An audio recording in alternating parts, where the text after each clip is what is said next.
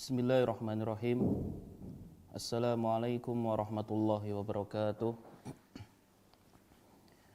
Innal hamdalillah nahmaduhu wa nasta'inuhu wa nastaghfiruh wa na'udzu billahi min shururi anfusina wa min sayyiati a'malina. May yahdihillahu fala mudilla lahu wa may yudlilhu fala hadiya lahu. Asyhadu an la ilaha illallah wahdahu la syarika lahu wa asyhadu anna Muhammadan abduhu wa rasuluhu la nabiyya wa la rasula ba'dah. Allahumma inna nas'aluka ilman nafi'an wa rizqan thayyiban wa amalan mutaqabbala. Allahumma anfa'na bima 'allamtana wa 'allimna ma yanfa'una wa zidna ilman. Amin ya rabbal alamin. Para pemirsa Al-Furqan TV yang semoga selalu dirahmati oleh Allah Subhanahu wa taala. Pada pagi hari yang penuh barokah ini, pada kesempatan yang dirahmati oleh Allah Subhanahu wa taala, kita masih diberikan kesehatan oleh Allah Subhanahu wa taala, diberikan kesempatan, diberikan kebugaran, terutama bagi Anda yang saat ini sempat dan bisa menyaksikan atau mendengarkan kajian-kajian ilmu, baik secara langsung ataupun tidak langsung, ataupun dengan menonton via televisi ini, maka sungguh ini adalah keberkahan yang sangat besar diberikan oleh Allah Subhanahu wa taala kepada Anda. Karena kita tahu di pagi ini banyak orang yang mana di luar sana banyak disibukkan dengan urusan dunia. Tapi Allah Subhanahu wa taala memberikan hidayah kepada Anda untuk bisa menyaksikan dan mendengarkan kajian-kajian ilmu agama, yang mana ini menunjukkan bahwasanya Allah Subhanahu wa taala menginginkan Anda berupa kebaikan. Rasulullah sallallahu alaihi wasallam bersabda, "Man yuridillahu bihi khairan yufaqihu fiddin."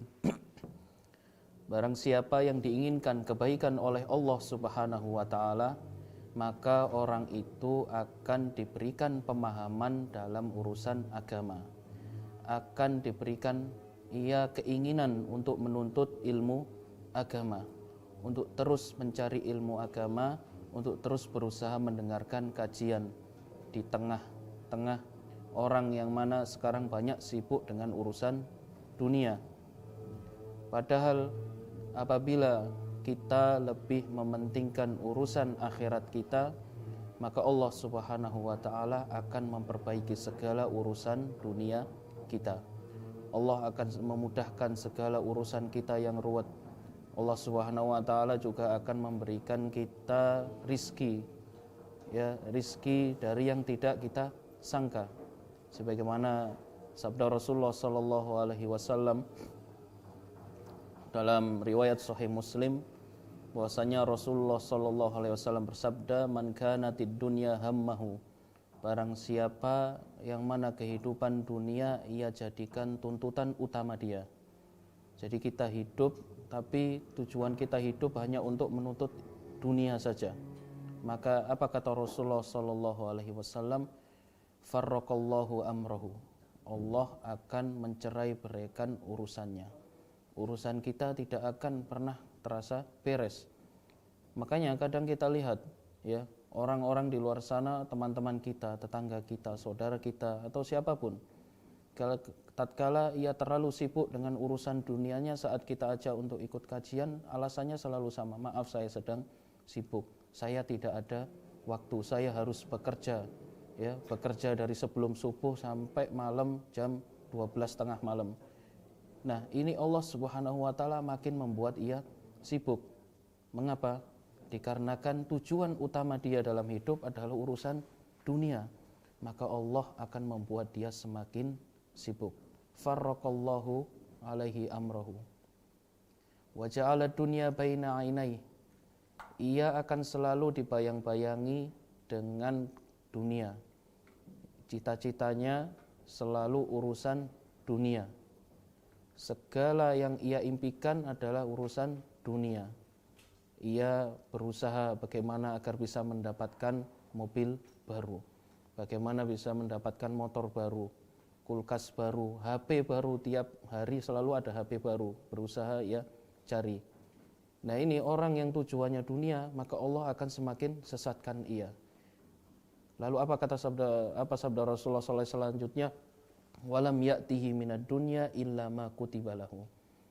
Padahal rizki yang ia dapatkan, dunia yang ia dapatkan, harta yang ia peroleh, ya segitu-segitu aja, tidak akan nambah. Mengapa? Karena itu yang sudah ditakdirkan oleh Allah Subhanahu wa taala untuk dia. Maka janganlah jadikan hati kita terlena. Kalau bisa setiap hari kita mengisi hidup kita dengan akhirat, memperbanyak ibadah kepada Allah Subhanahu wa taala, terutama memperbanyak ilmu syar'i dan memperbanyak kajian. Oleh karena itu di hadis tadi Rasulullah SAW melanjutkan sabdanya, "Wa man kanatil akhiratu niyatahu." Dan barang siapa yang menjadikan akhirat adalah tujuan utamanya, menjadikan akhirat sebagai niat utamanya, maka apa kata Rasulullah SAW? Jama'allahu lahu amrahu. Allah akan mengumpulkan dan memudahkan segala urusannya. Subhanallah, bisa Anda lihat ya. Kadang Anda lihat mungkin seorang ustadz atau seorang kiai atau seorang santri atau penuntut ilmu atau seseorang soleh, yang mana Anda lihat dia juga bekerja dalam urusan dunia, tapi dia ibadahnya juga subhanallah ya sangat kuat. Ia juga menghadiri kajian sana sini. Bagaimana ia bisa memiliki waktu? Karena apa? Tujuan ia adalah akhirat. Maka janji Allah Subhanahu wa taala, barang siapa yang menjadikan urusan akhirat adalah tujuan utama dia, kata Rasulullah SAW, Allah akan menjadikan semua urusannya beres, nggak ada yang ruwet.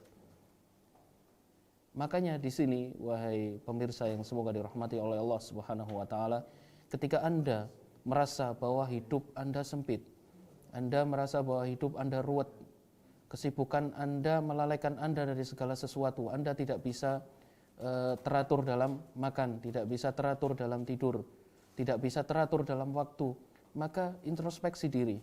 Jangan-jangan saya terlalu banyak menuntut urusan dunia. Jangan-jangan saya terlalu banyak menghabiskan waktu saya untuk mencari kehidupan yang fana ini. Maka introspeksi diri. Solusinya bagaimana? Tinggalkan itu semua, mulailah kembali kepada Allah Subhanahu wa taala. Datangi masjid, ikuti kajian. Dengarkan pengajian, ya. YouTube Anda yang biasanya Anda gunakan untuk buka entah itu acara masak-masak atau ngikutin artis atau ngikutin tutorial tertentu, tinggalkan itu semua, mulailah untuk berusaha mengikuti kajian di HP Anda, ya. Jadikan HP ini berkah, tidak isinya dengan maksiat. Makanya janji Rasulullah SAW tadi, Allah akan memudahkan segala urusan Anda. Ya, makanya Rasulullah SAW setelahnya bersabda, Jama'allahu lahu amrahu wa atathu dunya wa hiya raghimah. Sementara dunia akan mendatanginya, akan datang kepadanya rizkinya, sementara orang ini enggan. Jadi Allah akan menambahkan rezeki kepada kita. Inilah pentingnya, ya, pentingnya memperhatikan dan mengutamakan urusan akhirat, terutama sekali lagi urusan dalam hal menuntut ilmu. Tujuan kita dalam sehari, tuntutan kita dalam sehari itu tidak hanya urusan dunia saja. Tuntutan kita dalam sehari itu ada 3. Entah Anda dalam hari ini harus menambah ilmu yang bermanfaat, ikuti kajian. Yang kedua, entah Anda menuntut harta atau mencari rizki. Dan yang ketiga, entah Anda melakukan amal soleh yang mana amal itu diterima oleh Allah Subhanahu wa taala. Tapi sayangnya kebanyakan manusia terlena dengan tuntutan yang kedua, yaitu mereka terlalu banyak menuntut dan mencari harta dunia sehingga melalaikan 2 hal ini. Padahal 2 hal ini adalah yang terpenting bagi kita. Maka jangan sampailah dunia ini melalaikan kita. Di pagi hari ini, Anda yang sempat mendengarkan kajian ini atau kajian sebelumnya atau kajian nanti malam atau nanti siang, maka sungguh hari Anda hari ini adalah penuh dengan berkah dari Allah Subhanahu wa taala. Kaum muslimin pemirsa Al-Furqan TV yang semoga dirahmati oleh Allah Subhanahu wa taala. Insyaallah mulai hari ini, yaitu setiap pagi jam 7 waktu Indonesia Barat hingga hari-hari kedepannya, yaitu setiap hari Sabtu, kita akan mulai mengkaji secara tematik sebuah pembahasan yang mana ini sangat penting dan kaitannya erat dengan akidah atau keyakinan setiap muslim. Yang mana kita tahu kita memiliki keyakinan akidah Ahlus Sunnah wal Jamaah yang sesuai dengan pemahaman Al-Quran dan As-Sunnah, ya, yang dibimbing oleh para salafus soleh. Nah, akidah ini di sana banyak yang menyelisihinya, yaitu kelompok-kelompok yang tidak sesuai dengan akidah Ahlus Sunnah wal Jamaah. Di sana ada kelompok-kelompok, ada sekte-sekte, ya, yang mereka menyelisihi akidah Ahlus Sunnah wal Jamaah. Mereka masih dalam kubu kaum muslimin. Ya, mereka masih dalam kubu kaum muslimin. Di sana juga ada banyak kelompok-kelompok yang mereka mengaku sebagai Islam, padahal hakikatnya bukan. Sebagaimana yang baru-baru dibahas kemarin oleh beberapa ustadz kita, yaitu seperti agama atau sekte Bahaiyah, yang mana sekte ini jauh dari Islam, bukan dari Islam, tapi meniru-niru dan mengaku-ngaku mirip Islam. Oleh karena itu patut bagi kita sebagai seorang muslim, sebagai seorang Ahlus Sunnah wal Jamaah untuk mengetahui mana kelompok yang ia sesuai dengan keyakinan Ahlus Sunnah wal Jamaah dan mana kelompok yang menyelisihi Ahlus Sunnah wal Jamaah. Dan ini penting. Mengapa? Karena Rasulullah SAW, bahkan Allah Subhanahu wa taala sudah menyatakan dengan jelas bahwasannya jalan kepada Allah Subhanahu wa taala hanyalah satu. Ya, untuk menuju surga Allah Subhanahu wa taala hanyalah satu. Rasulullah SAW juga menyatakan dengan jelas bahwasanya Islam ini pun akan terpecah belah, ya, menjadi banyak sekali golongan dan yang selamat hanya satu. Masalahnya di mana? Masalahnya setiap kelompok-kelompok yang tadi saya sebutkan, yang tadi saya singgung, mereka mengaku-ngaku bahwasanya mereka adalah kelompok yang paling benar, kelompok yang paling semangat, satu-satunya sebagai kelompok Ahlus Sunnah wal Jamaah. Sehingga ini sangat berbahaya bagi orang awam yang mereka ikhlas hatinya ingin masuk surga kepada Allah Subhanahu wa taala, beribadah kepada Allah Subhanahu wa taala, mengharapkan surganya, ya, bukannya malah menempuh jalan yang benar, ikut kelompok Ahlus Sunnah wal Jamaah yang sebenarnya, malah ikut kelompok-kelompok yang menyeru kepada neraka Allah Subhanahu wa taala. Inilah makanya untuk kedepannya beberapa hari atau beberapa minggu ke depan, di setiap kajian pada hari Sabtu di waktu pagi seperti ini, kita akan belajar dengan tema atau judul namanya Dirasatul Firaq, mempelajari kelompok-kelompok yang menyimpang dari Ahlus Sunnah wal Jamaah dengan tujuan agar kita bisa menghindarinya. Kalau kita perhatikan masyarakat kita, ya, mungkin kadang kita heran, bagaimana kok bisa seorang muslim bergabung dengan kelompok sesat seperti itu? Bagaimana seorang muslim bisa ikut nabi palsu seperti kasus-kasus beberapa tahun yang sebelumnya, ya. Seorang muslim dia bisa-bisanya mengikuti seruan nabi palsu seperti siapa? Lia Eden.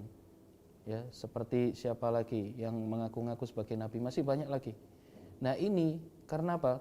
Karena minimnya ilmu agama, minimnya ilmu terhadap akidah Ahlus Sunnah wal Jamaah yang hak dan yang benar, sehingga mereka tersesat mengikuti dakwah-dakwah atau mengikuti seruan kelompok-kelompok yang menyimpang dan tidak sesuai dengan ajaran Ahlus Sunnah wal Jamaah. Kaum muslimin pemirsa Al-Furqan TV yang semoga dirahmati oleh Allah Subhanahu wa taala. Sebelum kita mulai menyebutkan kelompok-kelompok itu mungkin insya Allah di pertemuan-pertemuan berikutnya. Kajian kita pada hari ini judulnya adalah sebab-sebab perpecahan umat Islam. Bagaimana umat Islam itu bisa terpecah belah. Ya. Bagaimana umat Islam ini bisa menjadi berbagai kelompok, itu sebabnya apa saja. Tapi sebelum itu ada beberapa hal yang ingin Anda sampaikan, yaitu berkaitan dengan dua hal.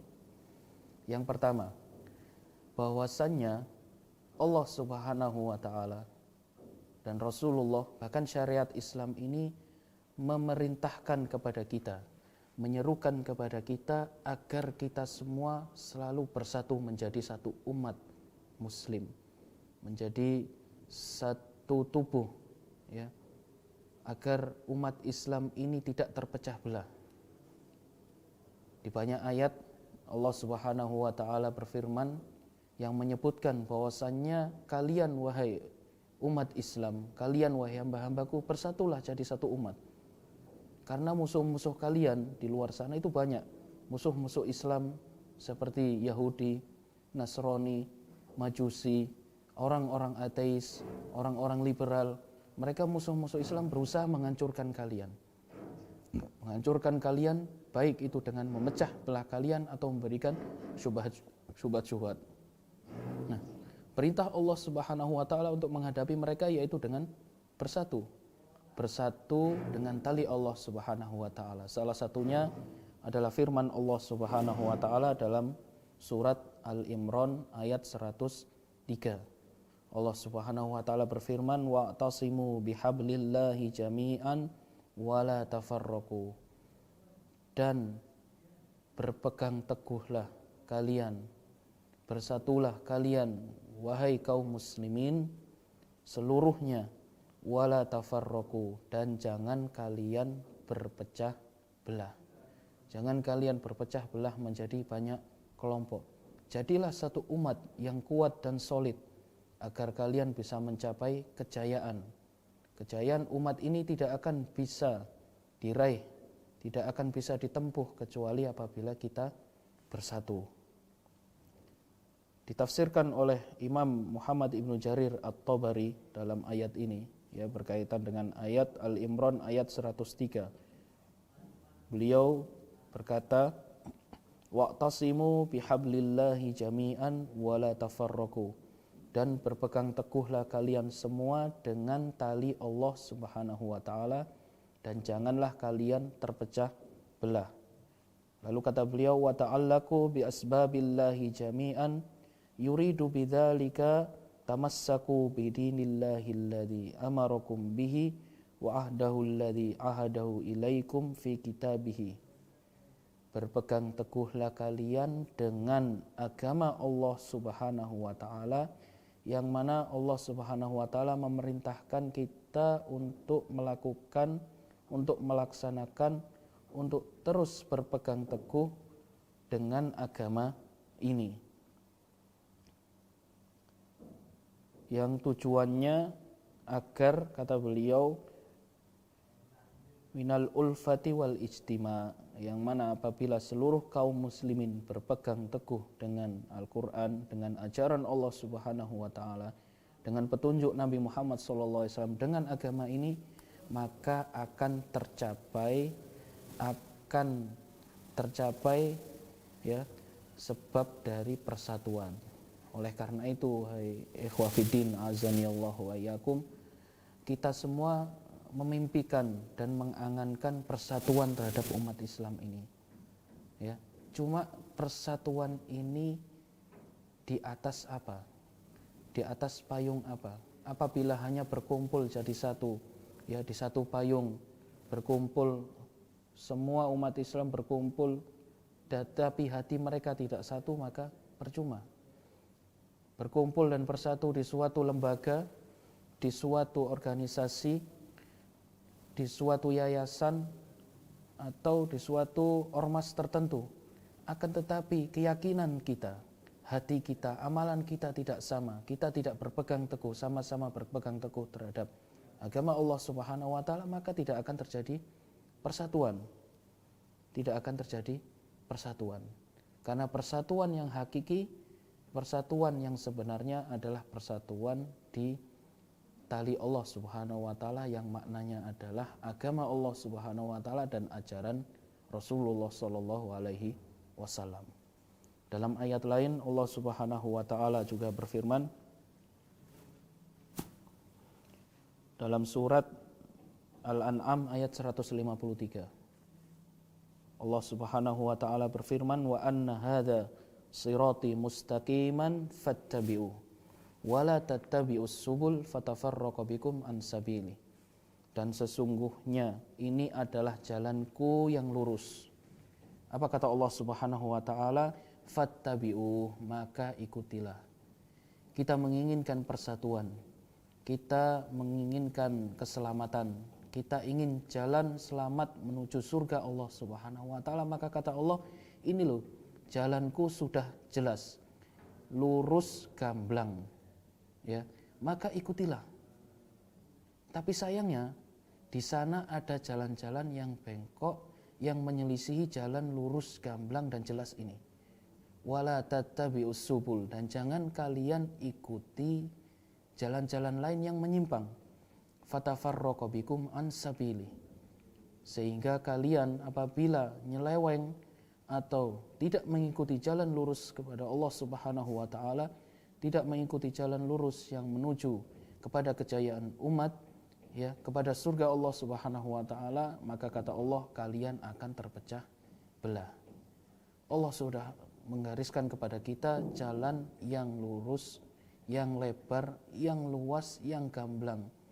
Jalan itu adalah dengan bertamasuk kepada agama Allah Subhanahu wa taala dan sunnah Nabi Muhammad sallallahu alaihi wasallam. Sehingga apabila ada seorang muslim ketika ia sudah berada di jalan yang lurus, sudah diberikan Allah Subhanahu wa taala hidayah, ya, hidayah berupa jalan keselamatan, akan tetapi ia mulai terlena dan melihat kanan kiri, tergoda dengan jalan-jalan kelompok lain yang tidak sesuai dengan Al-Quran dan Sunnah, maka ancaman Allah satu, Allah akan menjadikan ia terpecah belah, terpisah dari golongan yang selamat, terpisah dari golongan yang selamat. Ditafsirkan oleh Ibnu Katsir rahimahullah berkaitan dengan ayat ini, beliau berkata, innama wahhada sabilahu li'annal haqqa wahid. Mengapa di ayat ini Allah Subhanahu wa taala menjadikan jalan kepada Allah hanya satu? Jadi salah apabila Anda menganggap, apabila ada orang yang beranggapan bahwasanya jalan untuk menuju kepada Allah itu banyak, maka tidak benar. Jalan menuju kepada Allah hanya satu kebenaran, ya.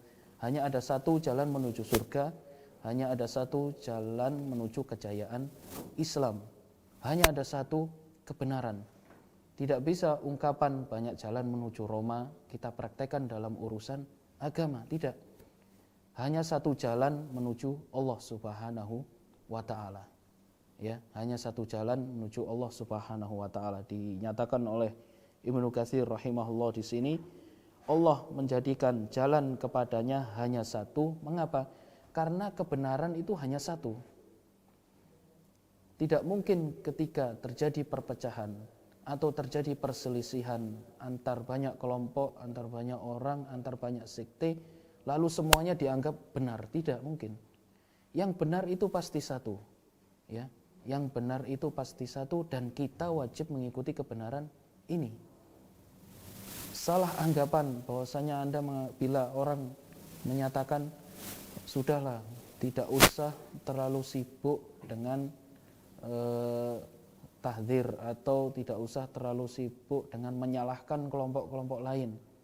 Tidak perlu menyibukkan diri, membid'ahkan sana sini, merasa diri paling benar. Semuanya itu ada benarnya, ya. Jadi legowo saja atau terima saja kebenarannya. Tidak bisa seperti itu, ya ikhwan. Allah Subhanahu wa taala sendiri menyatakan bahwasanya jalan kebenaran itu hanya satu. Nah, sekarang tinggal kita harus ngikutin kebenaran itu, ya. Jalan-jalan lain mereka menyatakan diri mereka ada kebenaran, tapi sayangnya di balik kebenaran itu ada kesesatan, yang mana jurangnya dan ujungnya adalah tidak menuju agama Allah Subhanahu wa taala, tidak menuju kepada Allah Subhanahu wa taala, malah naudzubillah menuju kepada neraka Allah Subhanahu wa taala. Maka jangan tertipu dengan syubhat atau dengan ajakan ya kelompok-kelompok lain yang mengatakan bahwasanya mereka di atas kebenaran dan mereka menyatakan juga semua berada dalam kebenaran. Maka tidak. Jalan Allah hanyalah satu. Ibnu Katsir rahimahullah melanjutkan li'annal haqqa wahid wa lihadza jama'as subula litafarruqiha wa tasya'ubiha. Makanya kata Ibnu Katsir rahimahullah bahwasanya dalam ayat ini Allah Subhanahu wa taala menjadikan jalan kepada Allah itu hanya satu, sementara jalan selain kepada Allah itu banyak cabangnya. Mengapa kata beliau? Karena jalan-jalan ini yaitu jalan yang tidak menuju kepada Allah Subhanahu wa taala saling terpecah belah, banyak penyimpangan, ya, banyak cabangnya yang ujung-ujungnya tidak menuju kepada Allah. Sekali lagi menuju kemana? Menuju kepada neraka Allah Subhanahu wa taala. Abdullah ibnu Abbas yang mana beliau adalah turjumanul Quran, penerjemah dan pentafsir Al-Quran, sahabat yang dijuluki sebagai turjumanul Quran. Beliau berkata mengomentari ayat ini, wala tattabi'ud dhalalat, dan janganlah kalian mengikuti kesesatan, yaitu kesesatan-kesesatan yang tidak sesuai dengan jalan yang diajarkan oleh Rasulullah SAW, yang tidak mengarah kepada jalan Allah Subhanahu wa taala yang lurus. Ya, ayat ini ada kaitannya erat dengan sebuah hadis. Ya, sebuah hadis yang diriwayatkan oleh Abdullah ibnu Mas'ud. Jadi suatu ketika ya Rasulullah SAW sebagaimana diriwayatkan oleh Abdullah ibnu Mas'ud, bahwasanya suatu ketika Rasulullah SAW membuat sebuah garis yang panjang dan lurus, kata beliau. Kemudian Abdullah bin Mas'ud berkata, Rasulullah selanjutnya bersabda bahwasanya jalan yang lurus ini hadza sabilullah. Ini adalah jalan Allah Subhanahu wa taala. Jalan menuju Allah Subhanahu wa taala. Jadi digambarkan oleh Rasulullah sallallahu alaihi wasallam bahwa jalan menuju Allah Subhanahu wa taala adalah jalan yang lurus dan panjang. Ya, hanya satu. Tidak banyak. Lalu apa lanjutannya? Tsumma khatta khututan an yaminihi wa khututan an yasarihi. Kemudian kata Ibnu Mas'ud, Rasulullah mulai menggambar ya garis-garis di sekitar jalan yang lurus tadi, sebuah garis yang lurus tadi.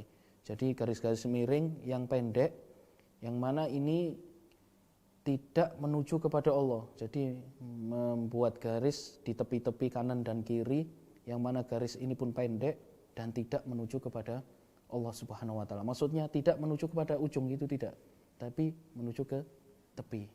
Ini menunjukkan bahwasanya jalan menuju Allah hanya satu dan lurus. Jalan-jalan kiri dan kanan tidak menuju kepada Allah Subhanahu wa taala. Kemudian Rasulullah SAW bersabda, kata Ibnu Mas'ud, hadhihi subul. Ini adalah jalan-jalan yang menyimpang, tidak mengarah kepada jalan Allah Subhanahu wa taala. Masalahnya di mana? Ala kulli sabilin minha syaitonun yad'u ilaiha. Di setiap ujung jalan-jalan yang pendek ini selalu ada setan, ada salesnya, ya. Ada yang menyeru, mengajak. Kita sedang enak-enak berjalan menuju jalan Allah Subhanahu wa taala, setan-setan ini menyeru, ayo ikutlah ke sini. Ayo ikutlah jalan yang di sini lebih singkat, ya, lebih pendek, lebih mudah masuk surga katanya. Sehingga banyak kaum muslimin yang tertipu. Oleh karena itu ya ikhwah, perhatikan yang dimisalkan atau yang digariskan oleh Rasulullah SAW ini, ya, perhatikan dari sabda Rasulullah SAW dan juga perhatikan bagaimana Rasulullah SAW membuat perumpamaan. Rasulullah membuat jalan kepada Allah Subhanahu wa taala itu satu garis lurus dan panjang. Ini menunjukkan apa? Menunjukkan bahwasannya kita, Anda atau semua siapapun yang menginginkan kebenaran, yang menginginkan jalan kepada Allah Subhanahu wa taala, yang menginginkan surga, itu jalannya panjang dan tidak mudah. Jalannya itu susah. Susah untuk ditempuh karena panjang dan lama. Ya, dan lama. Tidak ada kita bisa mendapatkan surga dengan berlena-lena, tidak. Kita harus bersusah payah menempuh jalan yang panjang ini. Kita harus bersusah payah menempuh dan berpegang teguh dengan agama yang diberikan Allah Subhanahu wa taala ini. Tidak bisa kita di dunia ini hanya bermudah-mudah shortcut atau jalan pintas menuju surga Allah Subhanahu wa taala, tidak ada. Ya, makanya Rasulullah SAW menggambarkan bahwasanya jalan menuju Allah, jalan kebenaran itu satu dan panjang. Berbeda dengan jalan-jalan yang itu tadi, jalannya para setan. Jalannya para setan digambarkan oleh Rasulullah dengan gambar yang kecil. Cuma garis kecil gini atau garis menyimpang, ya, garis kecil. Yang mana garis ini tidak menuju kepada Allah. Garis ini berbeda dari garis lurus tadi. Ini menunjukkan apa? Bahwasannya para setan atau para dai, penyeru kepada kebatilan dan kesesatan, mereka menipu kaum muslimin, menipu kaum awam muslimin dengan rayuan, ayo ikut ke sini. Ayo ikut ajaran saya, ayo ikut petunjuk saya, ayo ikut ajaran mbah ini atau kiai ini lebih cepat masuk surga. Ya, makanya kadang kita dapati di masyarakat kita, subhanallah, ya, cara cepat masuk surga. Misal baca zikir berapa kali, baca zikir tertentu atau ajaran-ajaran wirid tertentu yang diajarkan dengan dalih ini barang siapa yang bacanya dijamin pasti masuk surga, ya. Maka sudah jelas ini adalah kesesatan, jalan tidak kepada Allah Subhanahu wa taala, jalan pendek. Kita menuju surga Allah Subhanahu wa taala tidak diraih dengan bermudah-mudahan dan berlena-lena. Maka jangan tertipu dengan jalan-jalan ajakan-ajakan para dai-dai, ya, para setan-setan yang menyeru kepada selain jalan Allah Subhanahu wa taala. Dalam suatu hadis Rasulullah sallallahu alaihi wasallam bersabda, "Huffatin naru bisyahawat wa huffatil jannatu bil makarih." Neraka selalu diliputi dengan syahwat dan nafsu manusia yang disukai oleh orang. Makanya dai-dai itu tadi, penyeru-penyeru kepada jalan neraka, mereka juga menyeru kepada syubhat dan nafsu syahwat. Ya, ikutilah jalan kami, seperti nikah mut'ah misalnya, jalannya orang-orang Syiah yang tidak sesuai dengan ahlu sunnah wal jamaah. Nah, ini tidak menyeru kepada jalan Allah Subhanahu wa ta'ala. Ya, ada beberapa kelompok yang mungkin nanti insya Allah kita pelajari, mereka menjadikan ibadah dengan minum khamr misalnya, menyeru kepada syahwat. Ada bahkan suatu kelompok yang menjadikan berzina, ya, sebagai ibadah kepada Allah Subhanahu wa ta'ala. Maka sungguh ini adalah kesesatan yang nyata, ya, kesesatan yang nyata. Taib ikhwani fiddin, azanillahu wa iyyakum, pemirsa Al-Furqan TV yang semoga dirahmati oleh Allah Subhanahu wa taala. Hal kedua, selain dari tadi bahwasanya Allah Subhanahu wa taala dan Rasulnya memerintahkan kita untuk mengikuti jalan Allah, mengikuti jalan lurus dan bersatu untuk menuju jalan ini. Ada hal penting yang perlu kita perhatikan, bahwasannya perpecahan umat Islam, perpecahan kelompok, tidak bersatunya umat Islam menjadi satu, itu adalah takdir Allah Subhanahu wa ta'ala.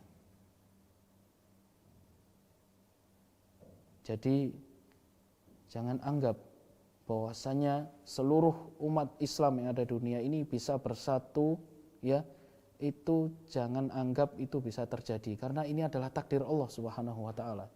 Allah sudah merupakan sunnatullah dan mentakdirkan umat ini pasti berpecah belah.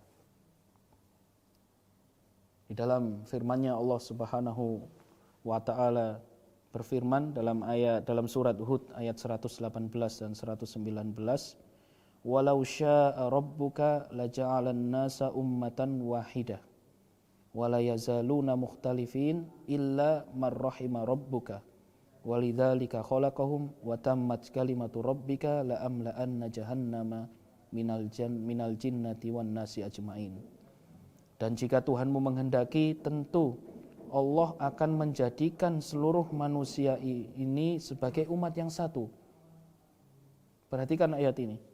Allah apabila berkehendak, Allah apabila mau, Allah bisa saja menjadikan seluruh umat manusia ini menjadi umat yang satu.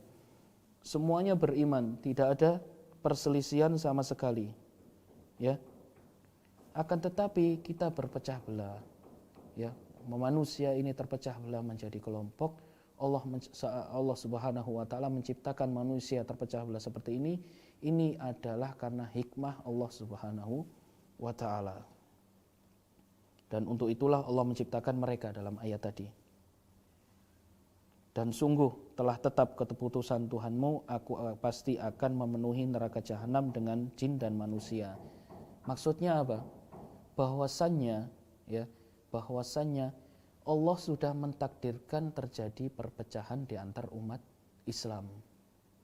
Allah sudah mentakdirkan ada kelompok ini yang menyimpang, ada kelompok ini yang tidak sesuai dengan sunnah dan tidak sesuai dengan ajaran Nabi Muhammad SAW. Nah, yang dituntut dari kalian, wahai umatku, wahai hambaku, wahai umat Islam, kata Allah Subhanahu wa taala, hanyalah satu. Wa'tasimu bihablillahi jami'an. Jangan ikuti kelompok-kelompok yang berpecah belah dan sesat itu. Ya. Karena apa? Allah Subhanahu wa taala sudah mentakdirkan hal itu, maka jangan sampai kalian jatuh kepada takdir yang buruk. Karena tidaklah kita mengikuti kelompok-kelompok yang sesat, tidaklah kita mengikuti kesesatan atau jalan yang tidak selamat, tidaklah kita mengikuti jalan-jalan yang tidak sesuai dengan jalan yang lurus, kecuali karena kesalahan kita sendiri. Ya, karena kita sendiri yang mencari jalan kesesatan. Allah Subhanahu wa taala sudah memerintahkan kita untuk ikuti jalan yang lurus, tapi kita lebih memilih kepada kesesatan. Hal kedua, dalam ayat lain misalnya Allah Subhanahu wa taala berfirman dalam surat Yunus ayat 99, "Walau syaa rabbuka la amana man fil ardi kulluhum jami'an. Afa anta tukrihun nasa hatta yakunu mu'minin." Dan apabila Tuhanmu berkehendak, maka Allah bisa saja menjadikan seluruh umat ini menjadi umat yang beriman. Jangankan umat Islam, seluruh manusia bisa dijadikan Allah Subhanahu wa taala sebagai orang yang beriman, sebagai hambanya yang beriman. Tapi Allah tidak menghendaki itu. Karena apabila dijadikan semuanya beriman, maka malaikat bukanlah sifat manusia. Ya, bukanlah manusia. Maka untuk apa Allah Subhanahu wa taala menciptakan surga dan neraka? Ya, Allah menjadikan kita sebagai manusia yang mana sifat kita juga berselisih. Kita juga diciptakan, disuruh untuk memilih jalan kesesatan dan jalan keselamatan. Tujuannya untuk apa? Untuk menguji kita. Layakkah kita mendapatkan jalan surga Allah Subhanahu wa taala, mendapatkan surga di akhirat kelak, atau kita malah tersesat mengikuti jalan kesesatan hingga akhirnya kita jatuh ke dalam neraka Allah Subhanahu wa taala. Khalaqal mauta wal hayata liyabluwakum ayyukum ahsanu amala. Allah Subhanahu wa taala menciptakan kehidupan, menciptakan kematian, tujuannya untuk menguji kita. Kita ini di dunia ini sejatinya sedang diuji oleh Allah Subhanahu wa taala. Jadi ibarat kita semua sedang berjalan di suatu jalan Allah Subhanahu wa taala yang lurus. Lalu di kiri dan di kanan jalan diberikan sebuah godaan, ya, di sana ada jalan-jalan kesesatan. Maka apakah kita teguh kepada jalan Allah Subhanahu wa taala? Teguh terhadap tali Allah Subhanahu wa taala, teguh terhadap ajaran Allah dan Rasulnya sehingga kita nanti bisa dapat surga Allah Subhanahu wa taala, ataukah kita terlena, tergoda dengan jalan-jalan kesesatan, jalan-jalan setan, ya, yang mana mereka menyeru kepada neraka Allah Subhanahu wa taala. Thayyib, mungkin di sini ada pertanyaan. Bila misal perpecahan kelompok, perpecahan umat, atau misalnya seseorang ia jatuh ke dalam kesesatan sehingga dia bisa tersesat jatuh ke dalam kelompok yang tidak benar atau jalan yang tidak benar, ia jauh menyimpang dari jalan Allah Subhanahu wa taala yang lurus. Apabila semua itu adalah sudah takdir dari Allah Subhanahu wa taala, maka untuk apa kita berusaha mencari jalan Allah? Ini kan sudah takdir. Ini kan sudah ketentuan Allah Subhanahu wa taala. Untuk apa kita capek-capek mengikuti jalan yang benar, mengikuti jalan yang lurus dan susah? Ini sudah takdir, ya sudah, saya terima takdir, saya saja ikut dengan hal-hal seperti itu atau terjatuh dengan hal-hal seperti itu. Tidak, wahai kaum muslimin yang semoga dirahmati oleh Allah Subhanahu wa taala. Allah Subhanahu wa taala meskipun telah mentakdirkan, ya, setiap hambanya, mentakdirkan nasib setiap hamba, bahwasanya hamba ini nanti akan sudah pasti masuk neraka, yang ini masuk surga, ya.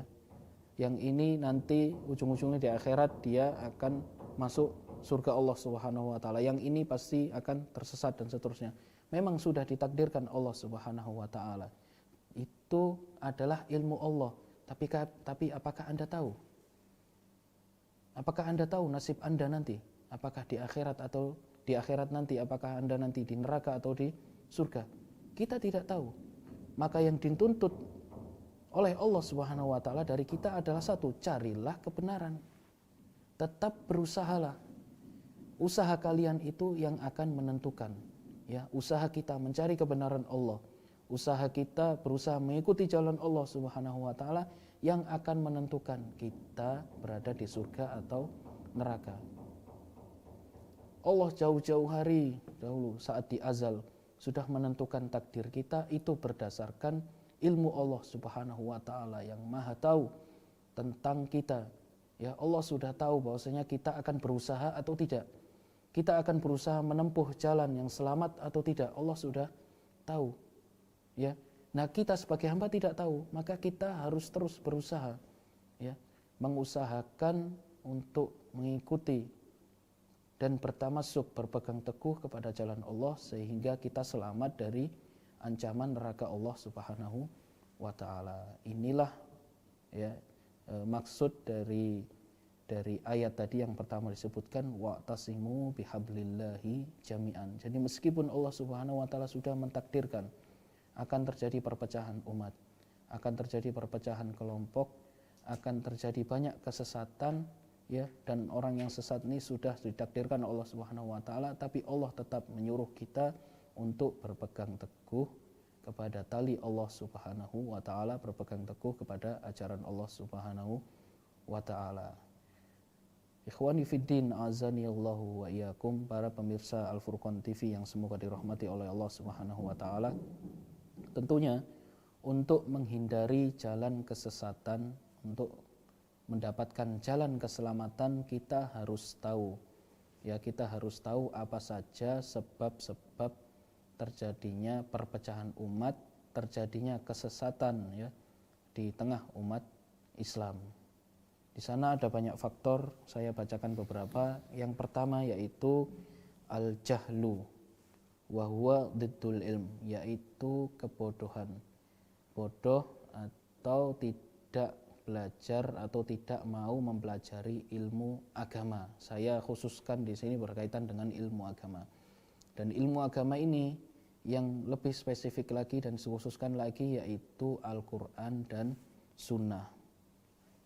Oleh karena itu apabila ada seorang muslim dia berpegang teguh mempelajari Al-Quran dan Sunnah, kita diberikan Allah Subhanahu wa taala sebuah petunjuk, ya. Jadi alurnya itu seperti ini, ceritanya itu mirip kayak gini istilahnya, analoginya. Allah Subhanahu wa taala memberikan kita sebuah jalan yang lurus. Ya, jalan yang lurus. yang mana jalan yang lurus ini menuju kepada surga Allah Subhanahu wa taala. Thayyib. Kita sebagai manusia diletakkan di garis start. Kita diminta oleh Allah Subhanahu wa taala menuju garis akhir. Nah, untuk menuju garis akhir situ banyak rintangannya. Oleh Allah Subhanahu wa taala agar menghindari rintangan ini, agar kita bisa sampai finish, Allah Subhanahu wa taala memberikan kita petunjuk. Memberikan kita sebuah pegangan agar kita tidak tersesat. Petunjuknya yaitu apa?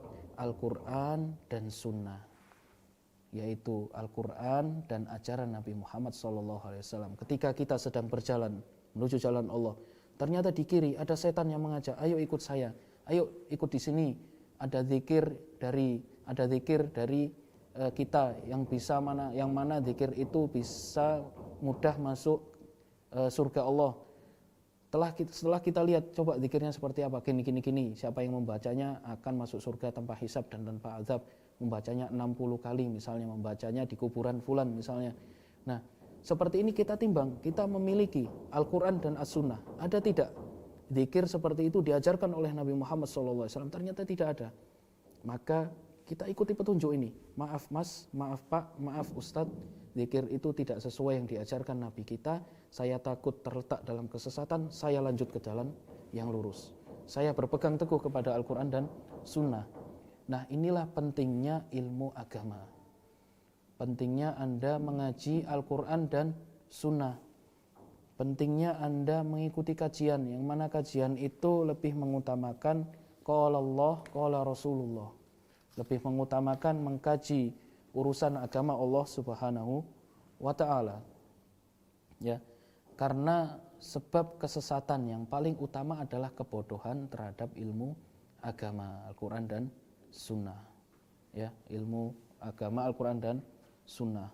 Bahkan kesesatan-kesesatan yang terjadi di umat-umat terdahulu, baik itu Nasrani, Yahudi, Majusi dan lain, kesesatan mereka dan terpecah belahnya mereka, satu-satunya sebab adalah banyakkan mereka bodoh.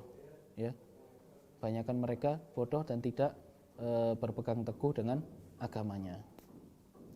Thayyib. Sebab kedua dari terjadinya perpecahan dan kesesatan yaitu al-hawa, mengikuti hawa nafsu, mengikuti nafsu syahwat kita. Maksudnya apa? Seandainya ketika Anda telah mendapatkan kejelasan, ya, Anda misalnya mengikuti sekte-sekte atau menganut suatu ajaran yang mana ajaran itu tidak sesuai dengan ajaran Nabi. Tatkala ada seseorang yang mana dia menyampaikan kepada Anda Al-Quran dan menyampaikan kepada Anda sebuah hadis, tapi Anda menolaknya, ya, Anda menolaknya karena apa? Hawa nafsu. Wah, lebih nyaman di tempat saya. Saya di tempat saya disanjung-sanjung. Di tempat ini lebih enak, banyak uangnya, ya. Kalau saya ikut kamu, nanti saya dicela orang, nanti saya tidak diikuti oleh orang lain, nanti penghasilan saya dari mana, dan seterusnya. Ini adalah hawa nafsu. Maka apabila telah jelas kepada kita kebenaran, yang mana Al-Quran dan As-Sunnah yang telah jelas bagi kita, jangan mengedepankan hawa nafsu, tinggalkan. Karena bahaya. Karena orang yang mengikuti hawa nafsunya, dia akan tersesat.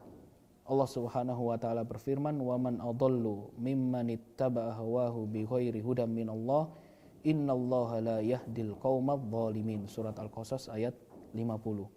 Dan siapalah yang lebih sesat daripada orang yang mengikuti hawa nafsunya tanpa mendapatkan petunjuk dari Allah Subhanahu wa taala. Maka hati-hati.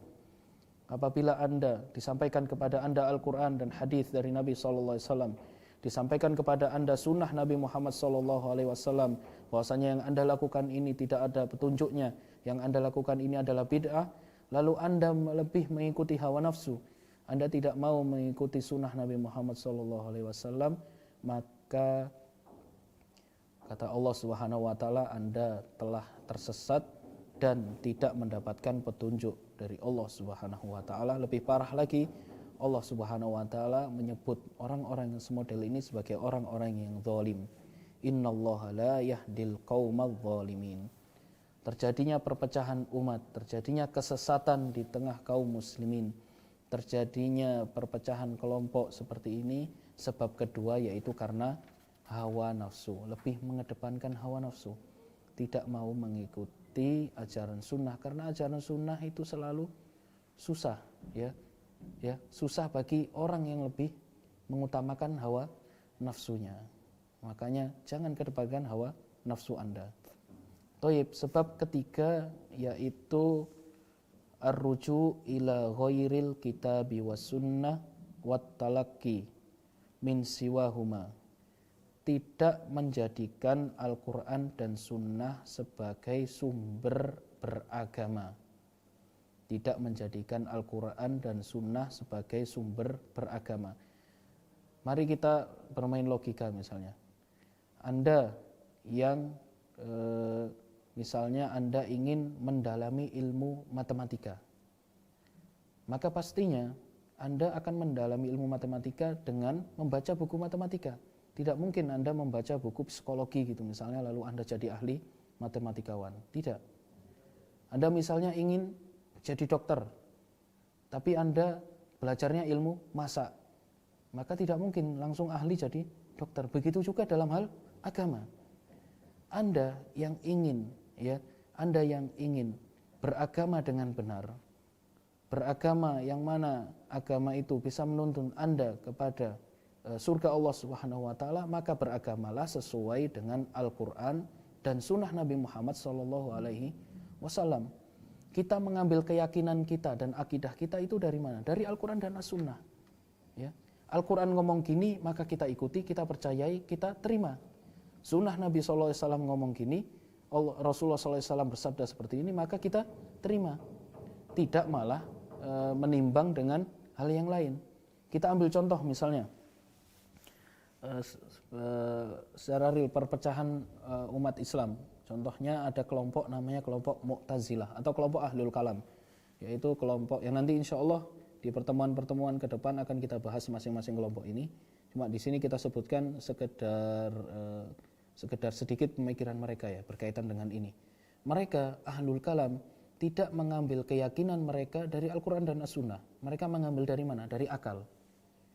Jadi mereka memiliki keyakinan tertentu gitu. Mereka pikir secara akal dahulu. Ini masuk akal atau tidak? Ahlul Kalam seperti Mu'tazilah, Al-Jahmiyah, Asy'ariyah. Mereka tidak mengambil keyakinan dan akidah mereka dari Al-Quran dan As-Sunnah. Kita ambil contoh ketika Allah Subhanahu wa taala mengatakan Ar-Rahmanu 'alal arsyistawa. Ar-Rahman atau Allah Subhanahu wa taala bersemayam di atas arsy. Allah sendiri yang berbicara seperti itu. Kita sebagai ahlu sunnah wal jamaah melihat Al-Quran berbicara kayak gini, ya sudah saya terima, saya imani. Tapi orang-orang ahlul kalam, orang-orang Mu'tazilah, Asy'ariyah dan Jahmiyah, mereka tidak. Mereka bilang apa? Tidak masuk akal. Ya, bila Allah Subhanahu wa taala bersemayam atau duduk di atas arsy, maka seperti manusia seperti ini. Ya. Maka kalau seperti manusia berarti enggak mungkin. Kalau seperti itu berarti dia bukan Tuhan kalau sama dengan manusia. Maka enggak masuk akal. Di ujung-ujungnya apa? Wah, ayat ini tidak sesuai dengan zahirnya. Oh, ayat ini berarti yang dinyatakan sesuai dengan maksud, bukan maksud yang ditujukan. Maksudnya adalah seperti ini. Akhirnya mereka mengingkari sifat istiwa.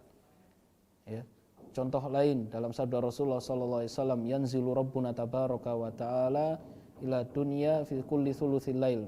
Di setiap sepertiga malam akhir Allah turun sebagaimana dalam hadis. Mereka berpikir dengan akal mereka. Lah, kalau Allah turun nanti langit dunia enggak cukup dong. Kalau Allah turun, lalu bagaimana Allah turun di setiap dunia? Karena pasti setiap waktu ada, setiap belahan dunia pasti ada sepertiga malam. Bagaimana berarti setiap hari Allah turun? Jadi tidak mungkin Allah turun. Akhirnya mereka apa? Mereka selewengkan makna dari hadis ini. Nah, ini adalah salah satu contoh mereka tidak orang-orang yang tidak mengambil keyakinan dari Al-Quran dan As-Sunnah. Kita ambil contoh lain, kelompok-kelompok sufi-sufi tarekat. Mereka tidak mengambil keyakinan mereka dari Al-Quran dan As-Sunnah, tapi mengambil dari mana? Dari mimpi. Atau mereka istilahkan dengan Al-Kashfu. al-wujdu, ya. Mereka istilahkan dengan hal-hal seperti itu, dari mimpi-mimpi, ya, dari keadaan, misalnya keadaan sakau gitu. Nah, ini mereka ketika misalnya sedang mimpi mengaku didatangi oleh Nabi, diberikan wirid tertentu, diberikan ajaran tertentu, disuruh melakukan amalan tertentu, mereka amalkan. Nah, ini tidak sesuai dengan petunjuk Nabi Muhammad SAW. Kita mengambil suatu amalan dalam agama, suatu keyakinan dalam agama ini semuanya dari Al-Quran dan Sunnah Nabi Muhammad SAW.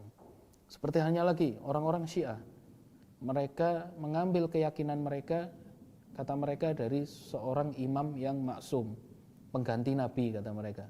Ya, Nabi wafat harus ada penggantinya, yaitu dinamakan dengan imam maksum, yang mana imam ini wujudnya pun nggak ada.